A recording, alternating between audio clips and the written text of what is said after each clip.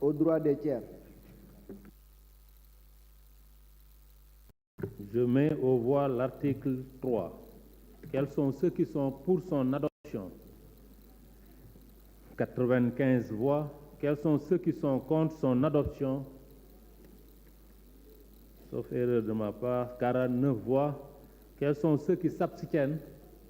2 voix. L'Assemblée a adopté. Article 4.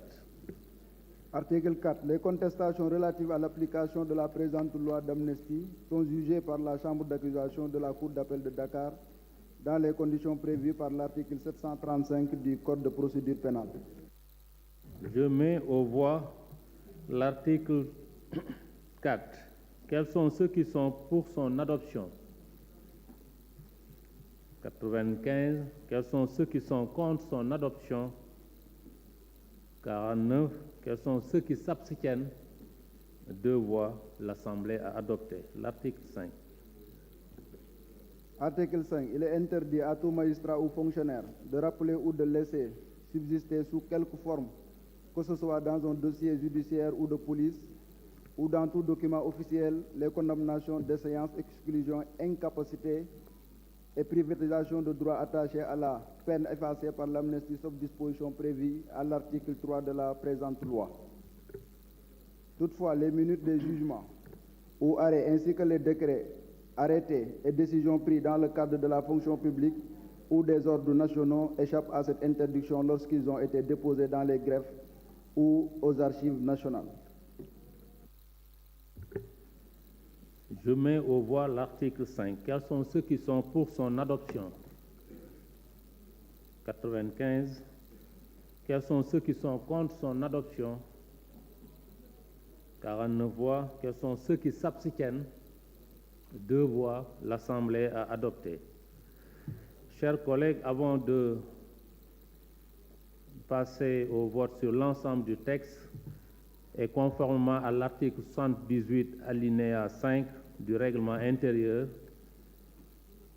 j'ai reçu des demandes d'explication de vote de M. Cheikh Abdou Mbacké, Mamadou Lamine Diallo, Cheikh Seck, Abdou Mbow. Je leur donne la parole pour 5 minutes. Cheikh Abdou Mbacké, vous avez la parole.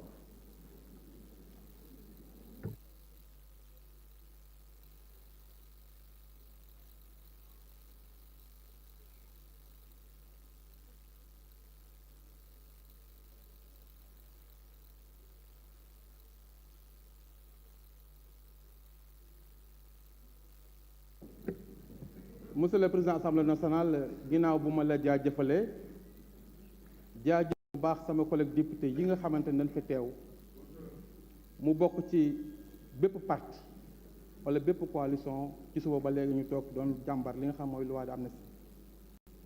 ma njëkk kàddu bi 11h jotee ci li nga xamante ni mooy ouverture de séance plénière bi nga xamante ni mooy indi loi amnistie bi nga xamante ni président de la République moo ko porté muy loi numéro 05/2024.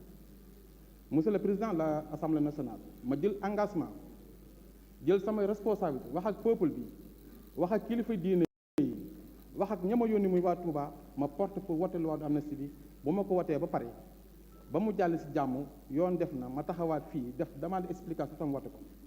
Monsieur le Président de l'Assemblée nationale, Madame le ministre garde des Sceaux, loi bi dafa nekk loi boo xam ni loi de paix la, loi sociale, loi boo xamante ni dafay dajale, loi boo xam ne dafay jéggale te ma bokk nekk kilifa diine goo xam ni parti tënkuma coalition tënkuma réew mi ma tënk ku réew mi tënk nag da ngay doxal doxalin boo xamante doxalinu réew mi la moo tax ma jël décision pour wote loi bi te ku ne xam na ni ay fan ci ginnaaw ku may siifur doon nga dégg may wax ñaar Ousmane Sonko sama frère la sama mbokk la fee mu nekk yéenewuma ko te dinaa def tout ba mu génn samay kàddu ba ma koy wax ñaar taxoon na ma wax ko mooy dinaa def tout ba mu génn ci saahir ak ci baatin ku dem ci archives da nga gis loolu ci point de presse baatin bi sama diggante ak yàlla la ma ci wax def naa ko par ajjum bu nekk daan naa ko jàngale kaamil saahir bi mooy wote loi bi pour mën ko génn ci kaso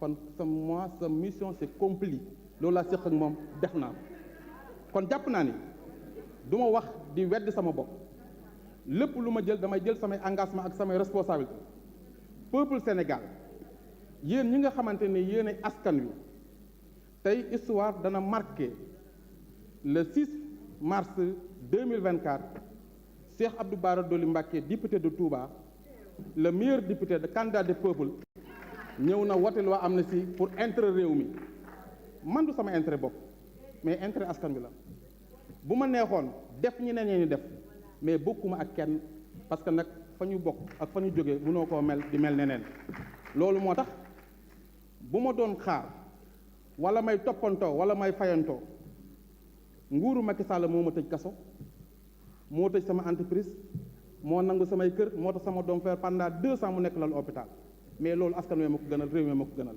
loolu moo tax ma wote loi bi madame la ministre loi bi wote naa ko ak xel mu dal wote naa ko ak ñaan jàmm ci réew mi wote naa ko parce que damaa jàpp ne réew mi kenn mënu koo yor ëllëg ci ay fayantoo wote naa ko parce que doomu jàmbur yi ne si biir kaso bi te war a dem seen kër def naa ngir loolu def naa ko ngir Ousmane Sonko mi war a dem seeti njabootam seeti bébé Mohamed seeti ñaari jeegam def naa ko nit nag mën ngaa am say jeeg ba pare bañ a wote parce que yaa ngi say jeeg waaye ki war a wote gisi jeegam def naa ko ngir loolu def naa ko pour peuple bi def naa ko pour Sénégal def naa ko pour président de la République bi nga xam bu ko neexoon du ko def parce que mi ngi dem nit bu defee lu baax nga xamante ni tàppi xol yi woote jàmm ak dal la la war mooy bon tant que diine kilifa diine nga accepté loolu ak xol bu sedd ak xel mu dal ak sa ñaar loxo amul kenn koo xam yaa ngi ci réew mi ku ma gën a nekk opposition radicale contre nguuru Macky Sall fukki atam ñaar yëpp mosuma see jariñu kon man jàpp naa ne bu luwaa ñëwee moo xam luwaa peuple bi la lu mu mën di doon dinaa jël samay engagement wote ko pour askan wi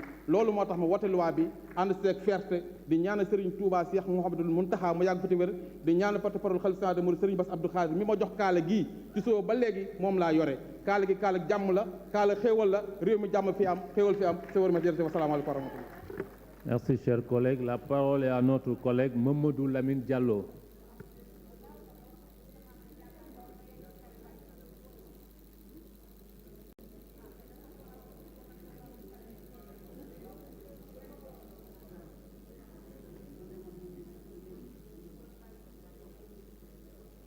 Cher Seck, le suivant.